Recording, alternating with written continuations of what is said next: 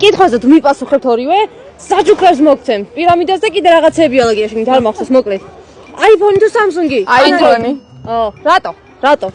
მიდი ახლა დაწყეთ. მე უფრო ფუნქციები აქვს და რა ვიცი, მე უფრო კარგად მე iPhone-ის კამერის გამო მომწონს. iPhone-თან მალი ჟდება, მაგრამ კაი ფოტოებს იღებს. მე მაინც Android-ი მირჩენია.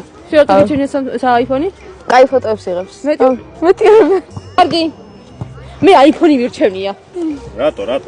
iPhone იმიტომ მირჩენია, რომ ლამაზია, საყვარლობა არის და მომწონს.